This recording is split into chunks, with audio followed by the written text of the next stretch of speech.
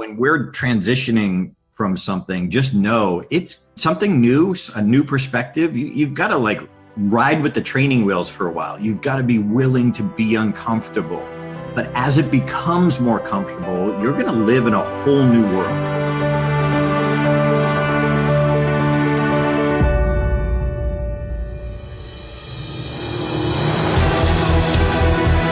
Welcome to the Thriving After Divorce podcast, where you learn the secrets to reclaim your life and turn your breakup into your breakthrough. Transformation expert, internationally published author, and online show host Tanya Marie Dubé will help you quickly pick up and move on as you tune into interviews with some pretty cool experts from around the world, showing you how to live your best life after divorce. If you're ready to learn the skills to finally put your divorce behind you for good, dig down really deep, and step into your highest self, then you're in the right place.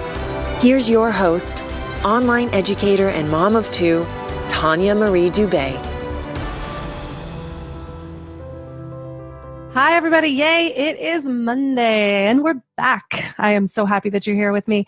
I would love to remind you to please like, comment, subscribe, share, and review this podcast. With my online video series, we reached over 300,000 women all over the world. And my goal with this podcast is to reach 1 million women globally. So with your help, I know we can do this. When you teach a woman, you teach an entire community and the love just spreads. So please share this with your community and let's reach this goal together. So today's interview is with Darren LaCroix. He felt invisible in high school. He failed as a business owner. He worked in a cubicle for over a decade. Today, he's a world champion speaker, and what made the difference for him can make the difference for you. So in this episode, we talk about the importance of living your life without regret. Now, I know the depth of this statement in my own life because it's one of the things that catapulted me out of a bad marriage and into freedom. Darren talks about how he transformed his life after everything fell apart, and how he stepped way out of his comfort zone and into his future despite being scared out of his mind to do it. But he did it. And all these years later, he's a massive success. So let's welcome my pal, Darren LaCroix. Hi, Darren. It's so good to have you here. Thank you so much for joining us. How are you today? I'm doing great. Thanks for having me, Tanya. Oh, I'm so excited about this talk we're going to have. So let's just jump right in. I want to know a little bit more about you. So let's talk about who you serve and what led you to the work that you do now. Thanks. I work with corporate presenters, professional speakers, people who want to get their message heard. A lot of people can give presentations, but at the same time, they just are boring and horrible. And so I teach what I learned the hard way from my background in stand-up comedy that brought me into what I do now. So I have workshops and give keynote inspiring speeches about how I became a comedian, even though I wasn't funny. So that's kind of I do love that. And you have a book that you wrote that sort of propelled this career. Is that right? That's correct. I wrote a book called Laugh and Get Rich. Ironically, full disclosure, Tanya Marie, when I wrote it, I wasn't funny and I wasn't rich. And did it serve you well? Well, what it was it was like an exploration. I was at the beginning of my career and I went and I interviewed people who used humor as part of their business plan. The only passions that I had no credibility at the beginning of my career. The only passions I had was humor and business. And this was like a marriage of those two. So when I was invited to co-author the book with my co-author, I was like, you know what? I'm dyslexic. I don't even like to read. But if I'm ever going to write a book, this would be it. So I kind of forced myself and just dove in, started interviewing, and just wanted to help people realize that, work is not over here and fun is over here. I sat down with people who said, hey, if we're going to have to work, we might as well have fun. And interesting enough, a lot of them built their businesses on that foundation to separate themselves. Wow. Well, that's not unlike me. I started my online video web series. It's a whole series of interviews, as you know, after the same name as this, Thriving After Divorce. And the reason for doing that was, this interview series, I wanted to put the entire contents of my leaving my marriage to the point where I was at 18 months later in front of people, but with different voices, because that's amazing. Isn't that what it's all about? Someone will say something really interesting that will resonate and stick and change someone's life. Amen. Yeah. Amen. So I like the interview process. I think you can tell. Yeah, it shows. I've interviewed a lot, and I can already tell. That's why you've got a growing fan base. That's why people love you, because your passion is in it and your purpose is behind it. Thank you. Thank you. I wanted to talk to a little bit the second part of that question. What led you to this work? How did you get on this path? Well, ironically, it's kind of like a divorce from my old life. I had owned a Subway sandwich shop back in early 90s, 1992. And like I had loved business. I went to 4 years of business school and I thought, this is it. When I look for, what's the up and coming, what's the trend? And Subway franchise was new to central New England. It was in Western Mass, but it was growing towards Boston. I lived in central Massachusetts. So I thought, I am going to be ahead of the curve. Like I am going to have like 10 franchises, maybe 100 franchises. And that was the dream. That's what I was going to do. And so I started my first one right after college, had a silent partner because I was, just living at home with my parents right out of college when I opened it up. And a year and a half later, they opened another Subway right down the road from me. It took all my profits off the top. And I literally had to get rid of most of my employees. And I worked 9 a.m. to 1 a.m. 7 days a week. Wow. The franchise required it. And I mean, honestly, it was the greatest thing that happened to me. Like my life is not the same, but it was because of that down. Sometimes it's that heart-wrenching moment, the depths of your lowest point of your life where there's a rebirth. And honestly, one of my buddies, knowing where I was at, gave me this motivational tape of a man named Brian Tracy. And I'm driving down the road between home and work and I'm listening to it. And he asked a question. He said, what would you dare to dream if you knew you wouldn't fail? And I was like, well, what would I dare to dream if I knew I wouldn't fail? I'd be a comedian. You know what? How cool would that be? Make people laugh for a living? That would be the ultimate. But then Tanya, my little doubting voice, my voice of reality said, but you're not funny, which was very true. There was a lot of truth in that, but that wasn't the question. The question was, what would you dare to dream if you knew you wouldn't fail? And when I told my friends and family of this idea, because it wasn't this dream, it was actually the regret. I didn't want to live my life with the regret of wondering, what if? What if Brian Tracy was right? What if I could do this? So I was on a mission. I'm like, I'm just going to do this once.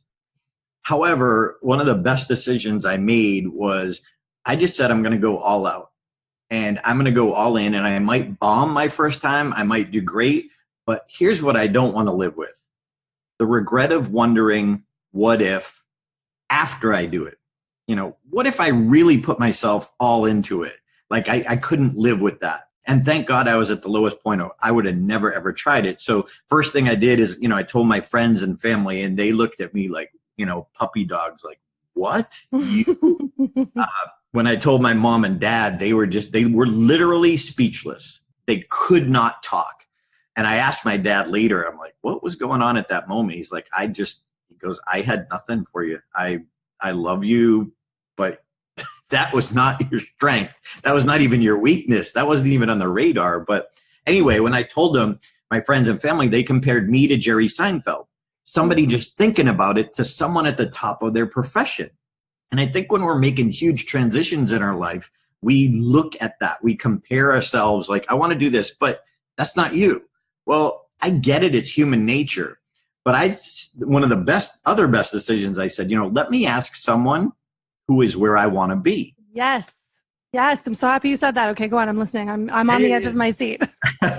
So I lived outside of Boston, about an hour outside, in a little town called Auburn, Massachusetts. And the only little mini city near us was Worcester, which is next town over. And there was a comedy club there. That was the only one in central Massachusetts. And now, I'm a quiet, shy kid. Like, I love business, but I'm kind of an introvert. So I had to force myself. I had never even been to a comedy show live in my life.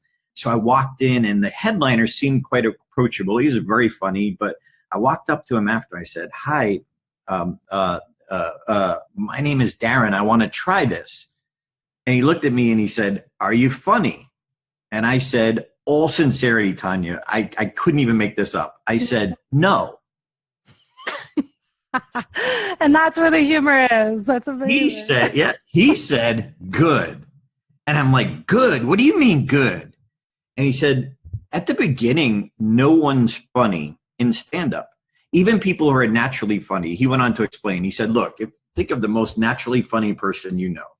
Well, if you like when they're around their friends and relatives and at a party or in a situation, just like my brother and cousin, that was them. They were naturally funny.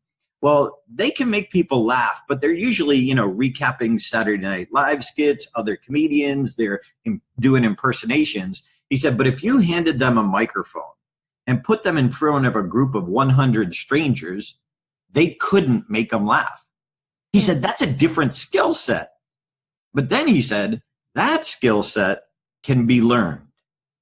And he gave me this little ounce of hope. And then he said two things. He said, number one, you need to go to open mic nights and watch other people who are just starting out. Well, that made sense to me. That's the opposite of what my family was saying. He was saying, check out someone who else is just starting out. Compare yourself to them. And then he said, number two, you got to get the book. I'm like, book? There's a book about stand-up comedy? Well, of course there's books about everything, but I didn't think that way. And I didn't think this was a category there'd be books about, but of course. So no matter what transition you're going through, just like listen to this podcast, the fact that I love Tanya Marie, that's why I was happy to do this. Like you are so passionate and live the life. There's a lot of people who are like perceived experts, but they don't live it. And I love that you live it and then you bring it to here to help women thriving. And that's why I was delighted to do this. Yeah, thank you so much for saying that. That's so sweet. Well, I mean it. And it's that underlying thing that makes all the difference. Like I deal with a lot of people, a lot of wannabe experts, but it's like, but what's your intention? That's the intention. And I knew that this guy was telling me the truth. I knew this was the intention. I knew I had to get the information from the right source. So he mentioned this book. And if anyone's interested, the title of the book was called Stand Up Comedy, the Book by Judy Carter, Judycarter, Judy Carter. And she's trained a lot of Saturday Night Live cast members, a lot of famous comedians. Like that's what she does. So a guy who was where I wanted to be said, get this book. Like I got the book. Like success is not that hard. Don't overdo it. It's not like if my friends and family said, go get this book. They don't know what the good ones are and what the bad ones are. Like they don't know. They have no idea. And I talk about this all the time. You have to be careful who you go to with your big ideas because people tend to live inside of their limitations, their self-inflicted fears and self-limiting beliefs. And they want you to stay there too because that makes them more comfortable in their space with you. Right. If they're successful, then if you're successful, then you make them look bad. And it's like, that's not your intention, but that's what they're worried about. And so anyway, so I went and I got the book. On Sunday night, I went to this little comedy club in Boston because there's no open mic nights where I live, only in the big city. And so I went to this little comedy club called Stitches. And I've heard of Stitches. You heard of Stitches? I sure have. It was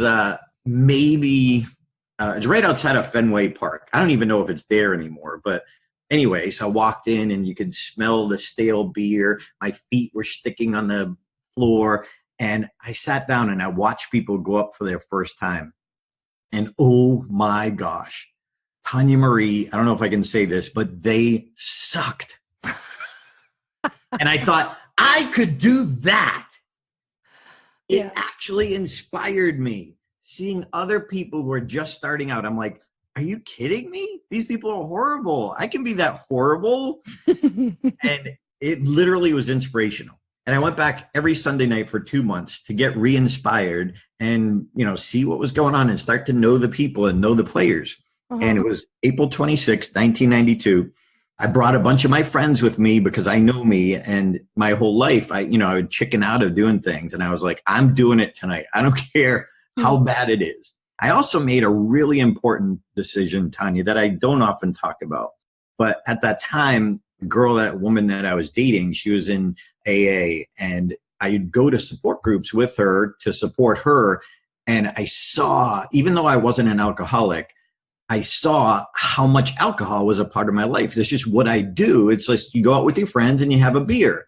Not like you drink to get drunk, but it's just like part. And I said, you know what? When I watched those other people for 2 months, every Sunday night, most of the new ones, most of the people who are like me, they had to have a couple of beers in them to have the guts to go up on stage. And I said, you know what? I'm going full on sober. I'm like, I'm going to live or die, but it's going to be all me. Let's stop for 1 second and go back to about 15 minutes ago when you and I were talking about me getting on stage. What did I say? I wasn't going to bring that up. Your I said fans don't need to know everything. It would take me a couple of drinks to get me up to do stand-up. That's so funny that you just said that. Okay, so now you get up on the stage completely sober, and what happens? Completely sober because I didn't, again, it goes back to that regret. What if? What if I didn't want to live with wondering if I only did it half-heartedly and I wasn't successful? Well, was it because I didn't do it half-heartedly? So I said, I'm going to feel this, and I know it's going to be painful. So I go up on stage, and in my keynote speeches, I actually show a video clip of this because people don't believe me because, it was 20 years ago, and I've been doing this for 20 years. I love what I do. And so they don't think when I describe it, they're like, oh, he's exaggerating. It couldn't have been that bad. But picture this. I'm up there on stage. I have my notes on the bar stool in front of me, but my hand is shaking so much. And I didn't have the wherewithal to pull my hand off the note cards that the whole stool and my notes were shaking. I couldn't even read my notes. And so I'm bombing. It's like, I videotaped it just to prove to my friends who would have never believed that I tried, no matter what. No one would have believed me. So I just brought the videotape just to prove that I did it. So I'm telling this one joke, and it was about Dr. Robert Goddard, who had launched the first liquid fuel rocket in history in my hometown. So I was making light of New England and how every town has the claim to fame that changed the world, and they brag about it. And I'm telling this joke, and the actual rocket only went 41 feet high. So this is more of a visual, but picture this. I'm up on stage, and I talk about the rocket launched, and it went off, and I said it went vertically, but because I was so nervous, I did horizontally with my arm. And so I did the exact opposite. I said one thing, I did the exact opposite. At that instant, I just put my hands on my head. I said, shoot. Well, that's not the actual word I used, but I'm sure you can fill in the blank. Oh my goodness. Okay, and then what happened? And then everybody laughed. That was because when I go back, I didn't know it at the time. So I didn't get any other laughs. In fact, when I walked off stage, one of the other comedians, one of the other open micers was consoling me. He put his arm around my shoulder. He said, "Don't worry, man. It's just your first time." And I remember thinking, don't worry, it's just my first time. Dude, I got to laugh. I am the king of comedy. No one told me I could do this. And the beauty of the moment, and I'll tell you, and you know what I'm about to say probably when I get there, you're going to get it. For those of you who don't know, I was an actress for a really, really long time. And one of the most important things that I took away, one of the most important things was that the opposites is what makes for really good acting. Doing the exact opposite of what you should be doing in any scene is what makes for really tight acting. And you did this, and it got you your laughs. Yeah. And now when I studied it for a few years, I'm like, why did they laugh? And I realized that this goes back to my decision to go up sober, completely sober, because I feel like for one split second, it wasn't that I said one thing and did the opposite. It was my reaction to that. That for one split second, I forgot about my friends watching. I forgot about the video camera. I forgot about the audience, the strangers. And for one split second on stage, I became authentic. You were having a real moment. Real. Yeah. And that's what connected me to the audience. I was just there, real and raw. And I was like, I looked at it I had 5 minutes of stage time, and one thing worked, even though it was a mistake. I was like, if I get rid of everything that doesn't work and figure out how to reproduce the one thing that did work, I could do this. Wow. And I dove in. I took every class that I could. I got every mentor that I could. My mentor said the most important thing is stage time, stage time, stage time. They said, Darren, any day that you don't get on stage is a day that you don't grow. And here I thought I had to be good every time I went up. So when we're transitioning from something, just know it's something new, a new perspective. You've got to ride with the training wheels for a while. You've got to be willing to be uncomfortable. But as it becomes more comfortable, you're going to live in a whole new world. That's right.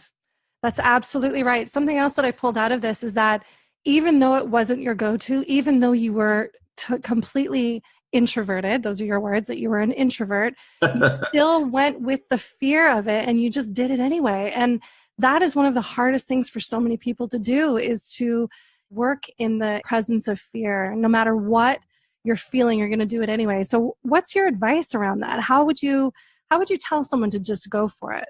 Well, I think, again, it took me 20 years to figure this out. So at the time, I had no idea why it was working for me and why I was slowly starting to grow. But I think, number one, I didn't put a time frame on. I didn't say I've got to be able to be a headline comedian within a year. I didn't care. It didn't matter to me how long it took me to get there. So that's number one. Number two, I realized ego. Thank God I was at the lowest point in my life, or I probably never would have tried it. Because my ego couldn't have handled it. I had no ego. I was living at home with my parents. I had college loans. I had business failure. I'm working 9 a.m. to 1 a.m. I actually got a part-time job at Bose as the telemarketer, selling the Bose Wave radio in order to pay my employees so I didn't default on my loan. Like, I would go and I would either be at Bose, earning money so I didn't have to take any money to be able to keep the business alive. But, it was ego. Get your ego out of the way. Like, you can't transform with ego involved. So if I was not at the lowest point, I would have never taken that risk. I would have worried about what people thought of me. I'm like, I don't know, Tanya, if you remember, or if there's any younger viewers here, listeners, you might not know this reference, but I felt like the motivational speaker in the Chris Farley Saturday Night Live commercial. I lived in a van down by the river. I didn't even have a van, I do remember that. Oh my gosh. So that was my life. And that's why, when I started writing my book, I started in stand-up. Through stand-up comedy, I found Toastmasters. And then through Toastmasters, I found the National Speakers Association. In Canada, they call it CAPS, Canadian Association of Professional Speakers. And I didn't even know it was a profession, but I thank God for my stand-up background, because it led me and gave me the greatest foundation to do what I do now. And, but it was the courage. And I don't, honestly, other than God, I don't know where it came from. Wow. But I'm so glad. And I'll just be honest, when I won the world championship out of 25,000 contestants, 7 years later, I needed the reminder to be a sponge and let go of my ego again. Because for 7 years, I kind of started getting good. I started getting in the speaking world even more so than stand up. But it took in 2001, when I met my coach Mark Brown, who was a former world champion, it took me to have him. So let me tell you that story super quick, because it's important. So I won 5 levels of the world championship. So it starts with 25,000 contestants from 14 countries, and it's over 6 months. So it was down to the final. So I had won 5 levels of the 6, and I had to write a completely new speech.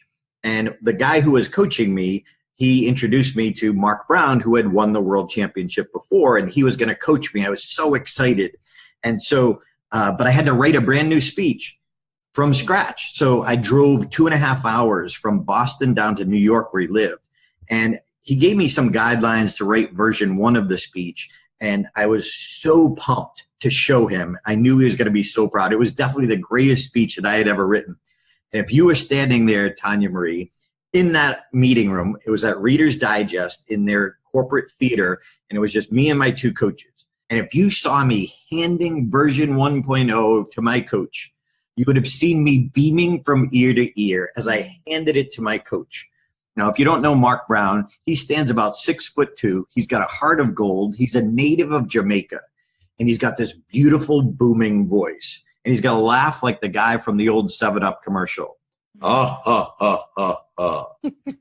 He was my coach. So as I handed Mark the greatest speech in the history of Toastmasters, I swear you could hear choirs of angels. I handed it to Mark. Mark took the speech. He started shaking his head, and he looked up over the speech after about 2 minutes, the longest 2 minutes of my life, and he said, "Oh, Darren, we have some work to do." Like, is that his accent? Yes. Yes. And it was like a big wake-up call. Like, it freaked me out. But I realized now that I had let my ego creep in again. And I was unhungry. I wanted the prize, but I wasn't willing to open my ego to the work and to realize I needed to work on me. You know, you and I had talked about one of the breakups I had a while ago, and, you know, and how devastating it was to me. And the fact that I let her like control me. Like, I'm a people pleaser. So she wasn't happy. Like, I wasn't happy. And I like lived to please her, and I lost myself. I lost my confidence. Even my staff was like, you're just not yourself anymore. But I gave it away, and it's our responsibility. You know, I heard Will Smith mention something, and he said, look, when something happens in your life, and I thought it was brilliant. He said, when something happens in your life, when your spouse cheats on you, breaks up with you, does something, it's not your responsibility for what they did. But he said, but it's darn sure it's your responsibility to make sure that never happens to you again. Amen. That's amazing. Amen. That's absolutely true. And too often going through any kind of breakup or bad relationship situation, we'll talk specifically about divorce and separation, even though you've never been down that divorce road.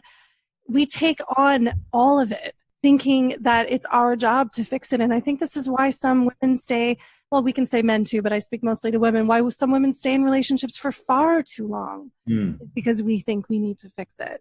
Yeah.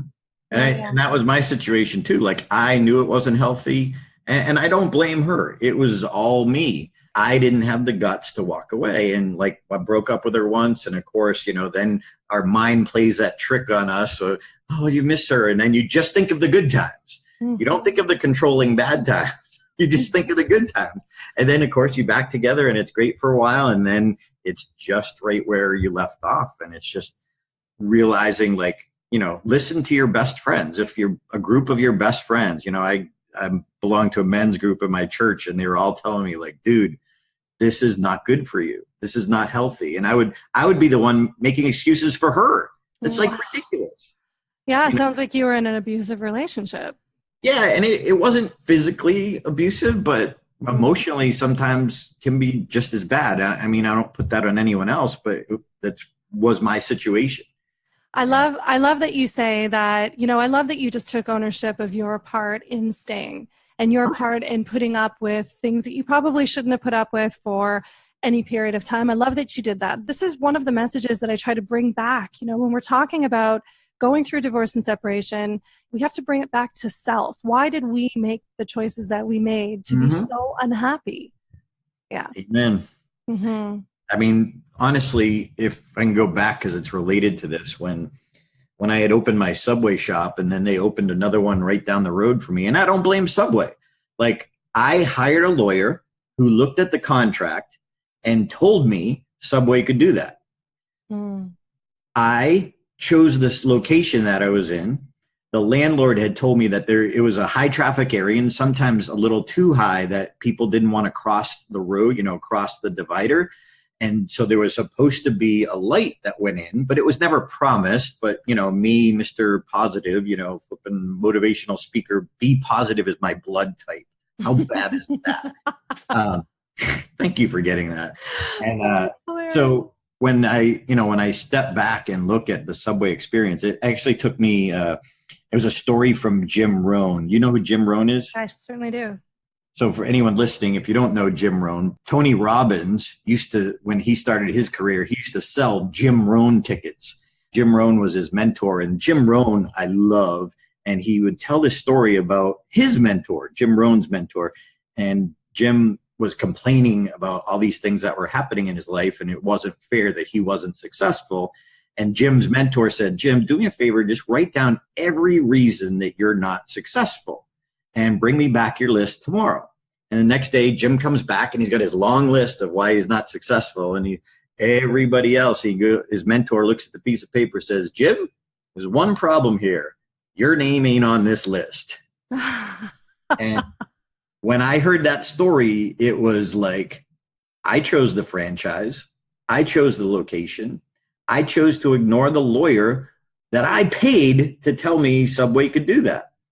So I'm responsible. And the greatest lesson I ever learned was I am 100% responsible. You can't put it on anybody else. And I remember when in my early days of stand-up when I was just getting started. And there was no reason for me to be on stage. I didn't have presence. I wasn't funny. There was like nothing other than this unbelievable desire. And on my bedroom wall, I had a store. It was one of those successory posters. And it said, if it's to be, it's up to me. And best advice, like, that is beautiful. I don't know if you saw the We Bought a Zoo movie, when they talk about, you just got to be brave for 20 seconds. And I love that. When I was sitting outside of the comedy clubs, Tanya, waiting to go in, just like, I was like a nervous wreck. I literally would shake. Even my mentors are like, when I show my Stitches video and how bad it was, they're like, you think that was bad? You should have seen him in the waiting room going out there. He would be in the corner vibrating. Oh, no. I remember sitting in my little Volkswagen Rabbit, 1976 brown Rabbit, my little cassette player, and I had listened to these songs. And it was like a song, One Sweet Day by Mariah Carey and Boyz II Men. And I had to remind myself, because one of my college buddies, his name was S.A., he was like one of those guys who would just walk in the room and everybody loved him and he would just light up the room. Well, a year after college, he died, like unexpectedly in his sleep, had an aneurysm. And I had to go deep. I had to go deep in myself. Like, what's my why? And it's like, S.A.'s not here anymore. It's my turn. It's like, I have to do something to bring joy to these people. And then I listened to the song Right Now by Van Halen. And I knew that the only thing I had to do was walk up and go up on stage. Like, that was my one thing I had to do right now. So the listening to the songs would make me go deeper and force me to do what I needed to do. And the whole thing was, right now, walk in there and go up on stage. Like, the preparation in between, okay, you did it or you didn't do it. But what matters is right now. Wow. You really know how to live in the moment. You really know how to live in the moment and just jump on your instinct. Sometimes I need reminders, but I did it right sometimes. Yeah. It sounds like you did it right a lot of times. I think it's really important to point out too that, I mean, this is a belief of mine. It may not be a belief of yours, but I do believe that everything happens in the exact moment it's supposed to happen.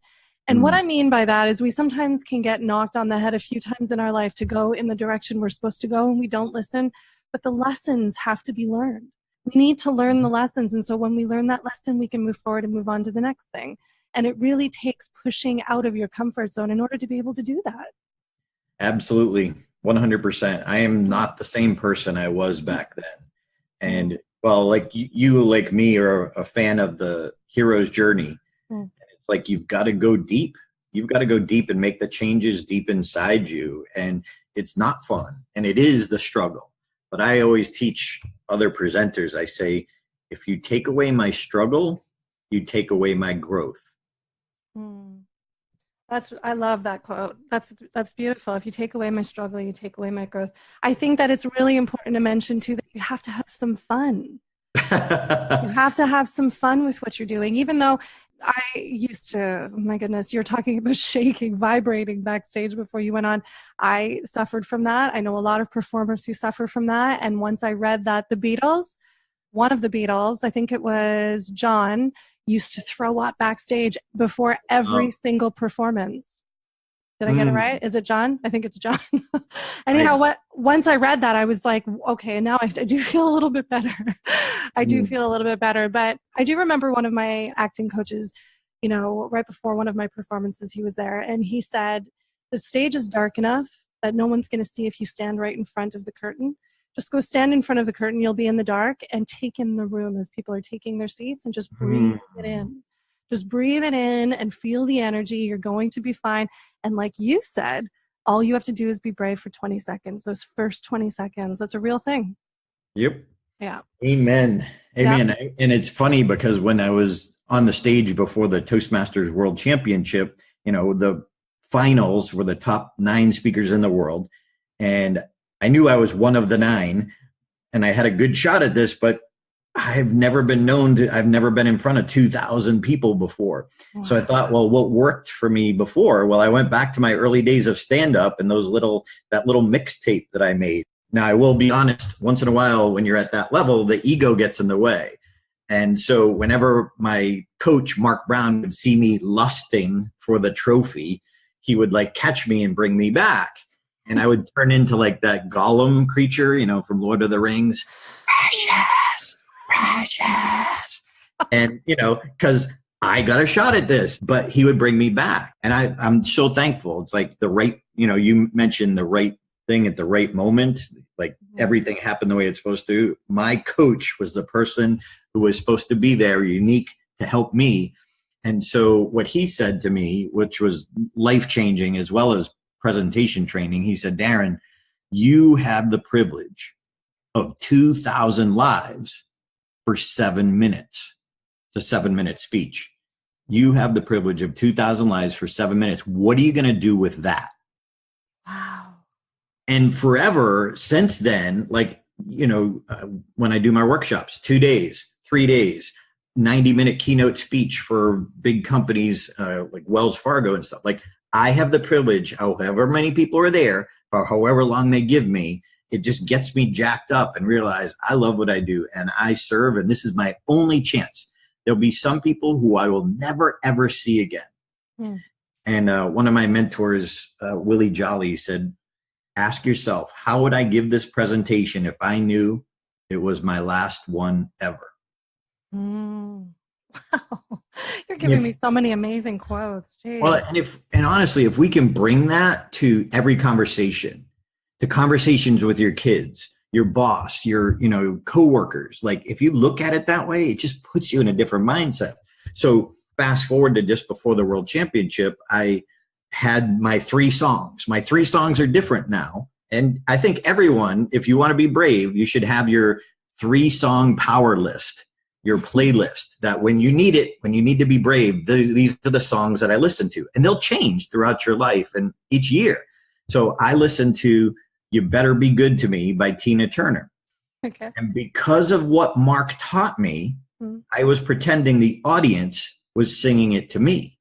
You better be good to me, the audience. And then Simply the Best by Tina Turner.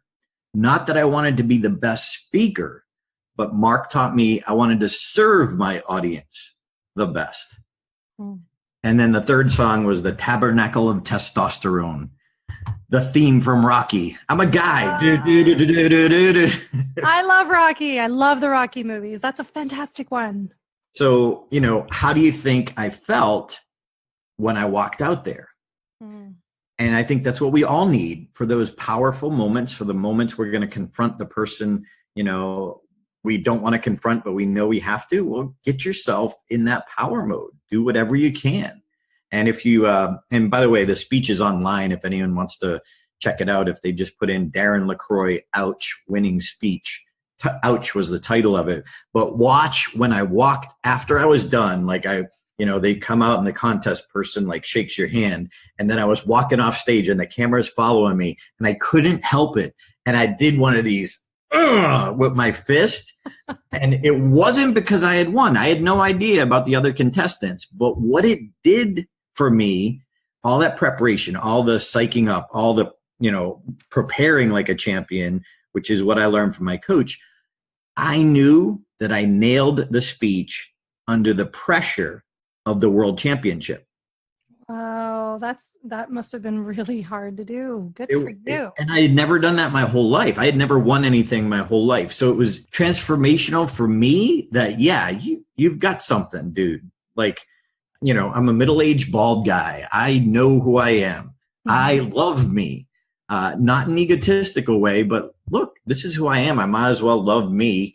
Other people can or not. I'm okay with it. But we got to love ourselves. We got to look in the mirror and say, hey, dude, you rock. Yeah, absolutely. And this is a great segue to talk about the circle of 5. In order to love yourself, you got to really surround yourself with the right people. Do you want to talk about that a little bit? Amen. Yeah. As I mentioned, Jim Rohn, one of my heroes early on, he has a famous quote. He says, you are the average of the 5 people that you spend the most time with. You are the average of the 5 people you spend the most time with. Well, back in my early days of stand-up, when I heard this, I'm like, but, my best friends. Well, when my comedy mentors taught me that the most important habit Darren, is stage time. Stage time, any day that you don't get on stage is the day that you don't grow. Well, at the beginning, when you're horrible, no one wants to give you stage time. There's only so many amateur nights that are available. Mm-hmm. So if I couldn't get stage time in Boston on a weekend, I would drive 2.5 hours to Portland, Maine to go on stage for 5 minutes for free and drive home and go to my day job the next morning. Wow. And my high school buddies, love them, still great friends with them. They would make fun of me and they would say, Darren, you're stupid. Okay, but they don't know what's important of success in this world. Mm-hmm. They're well-meaning. They love me, but they didn't get it. They don't understand. That's why it goes back to what you said, Tanya, who are you listening to? So they would plant these seeds of doubt. So I had to take these guys, these are my brothers, and move them out of my top 5. It didn't mean I got them out of my life. But every time I was around them, if they're planting those tiny little seeds of doubt, tiny little seeds, it only takes a tiny little seed to grow. So they said, Darren, you're stupid. Now, fast forward. I've spoken in 44 international cities around the world. Mm-hmm. I get to do what I love to do for a living. I'm an accredited speaker, certified speaking professional, and a world champion. No other speaker in the world has those 3 accreditations. But I don't say that to brag. Now my high school buddies look at me and they see me staying at nice hotels in Abu Dhabi, and I just went to Italy and China. And now those same high school buddies look at me and they say, Darren, you're lucky. And I laughed the first time you told me that. Isn't that something? Apparently you can go from stupid to lucky. If anyone's calling you stupid, keep going. You're probably on the right path. Yeah. Wow. That's fantastic. What do you say about the luck comment? Yeah. They just don't get it. It's, luck. There is no such thing. Mm-mm. Like, they looked at me and thought I was stupid because of what I was doing, but now I get to do what I love to do. And it wasn't lucky. I worked my tail off. Yeah. And I heard Oprah Winfrey once say that luck is nothing more than opportunity and skill meeting the right moment. Amen. Right? Yeah. Wow. So everyone's probably going to ask, who were your top 5 people that you surrounded yourself with? Well, it was interesting because at that time, everyone was against my dream, even though they loved me, because they thought they wanted to save, you got to save face, Darren. That's not you. Like, this is ridiculous. And so what I did was, Vinny Favorito, he was one of my comedy mentors. He's the one who taught me stage time. Dave Fitzgerald was another comedy mentor. These are 2 people you probably never, ever heard of. They were never household names, but they were heroes and, headliners in the Boston area. But what I did is I took Brian Tracy and Tony Robbins and Zig Ziglar, Jim Rohn, and I put them in my car. Mm-hmm. And whenever I was driving around, I would listen to them, and I put them in my top 5. The people who told me, here's what you need to do. Here's how you need to stretch yourself. You can do it, but you got to be honest with yourself. You got to be open. You got to be willing to learn.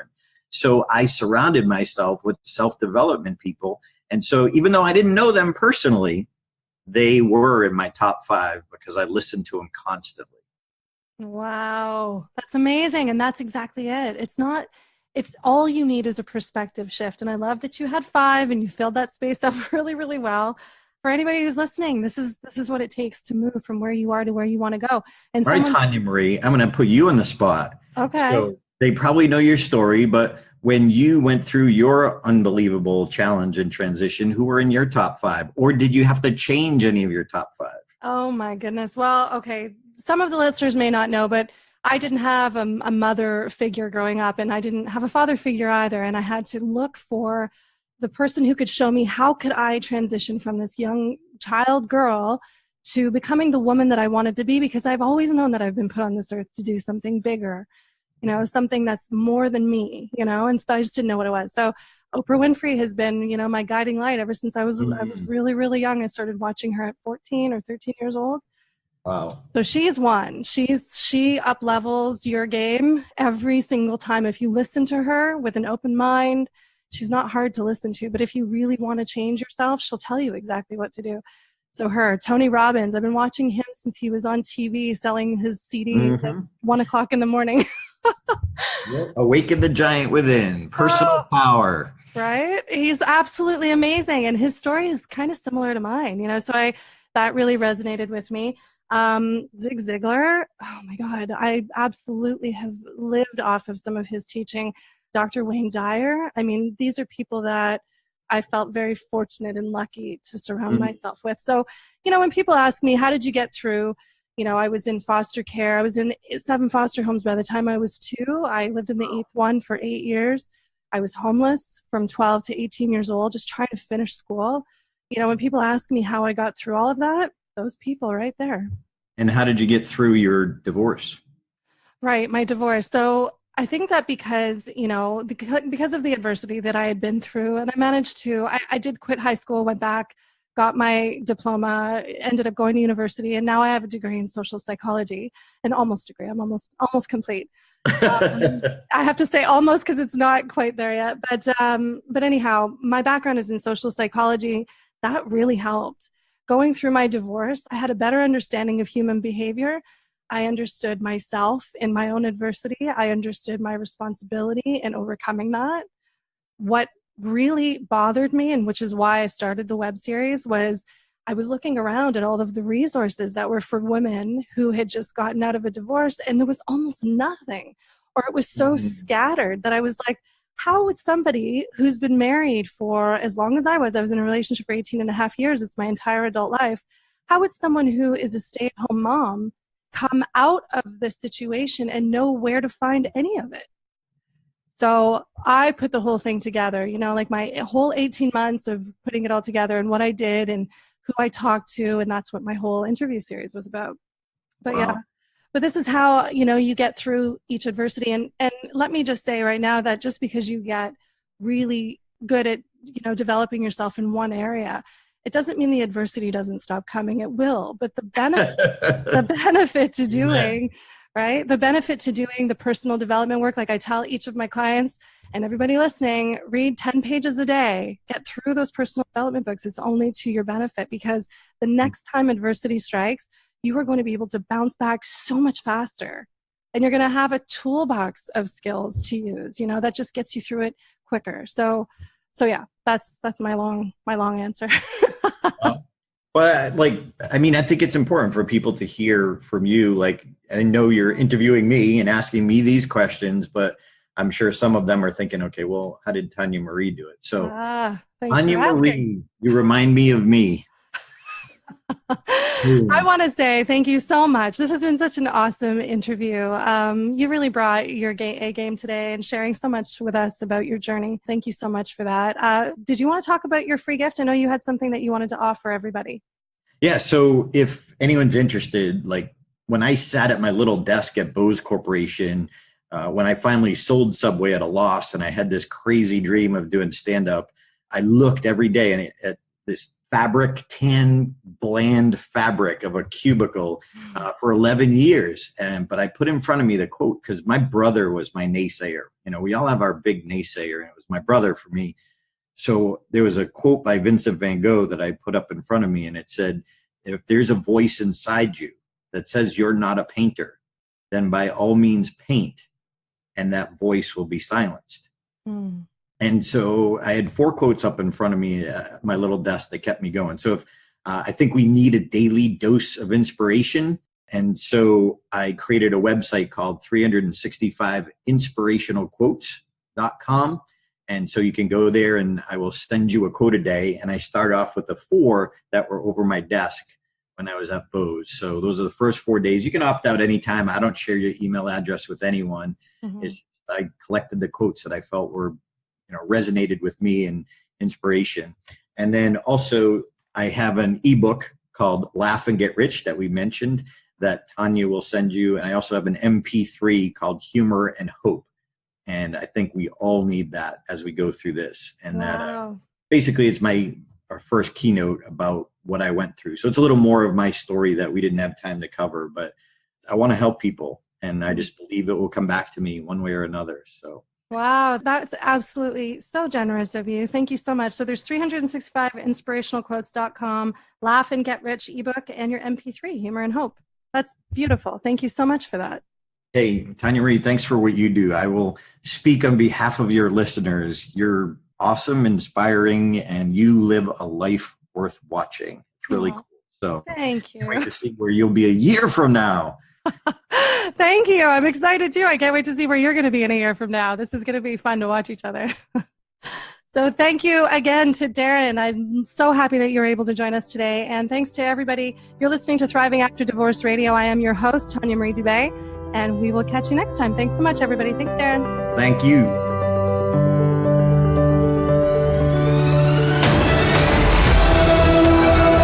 Thank you again so much for joining us on the Thriving After Divorce Radio podcast.